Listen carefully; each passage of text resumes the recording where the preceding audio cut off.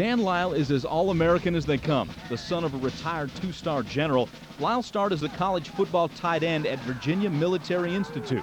Despite finishing his career in 1993 as the third leading receiver in school history, Lyle went undrafted, so he waited tables while waiting for the NFL to call. It was during that time that Dan Lyle fell in love with rugby. American football used to be rugby union. You just look at it as a combination of probably every sport that we played growing up: soccer, basketball, lacrosse, rugby, and American football. They're so similar in that they combine every physical and athletic aspect into one game. A year later, Lyle was starring for the U.S. national team, and in 1996 received a non-guaranteed $52,000 a year offer to play with Bath in England's professional league. At the same time, the Minnesota Vikings offered him a non-guaranteed contract for $116,000. Lyle decided to forego his childhood dream of playing in the NFL to pursue a career in rugby. It's a great game, and you can pick it up late in life and really excel in it. So I'm happy where I am. I'm enjoying myself. At 6'4" and 245 pounds, Lyle combined his physical ability with a crash course in the nuances of the international game.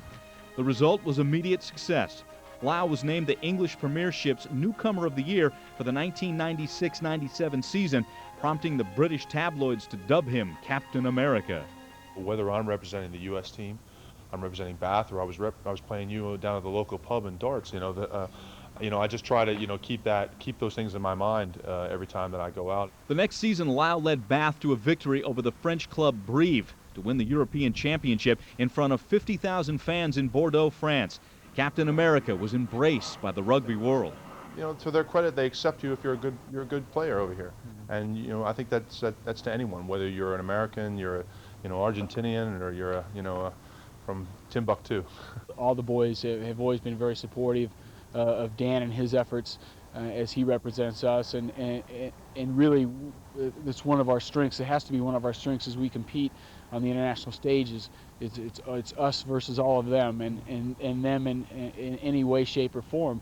We play away, and so we don't really necessarily get a home game very often, and that's just part of our sport right now.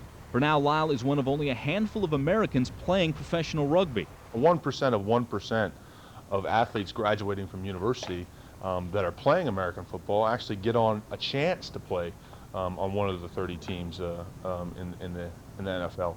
So there's so many athletes out there that are just incredible. Lyle earns almost $250,000 a year with Bath, which he concedes comes as a surprise to college football players. They don't pursue rugby because they are only aware of it in its U.S. form, which is purely sport, not a livelihood.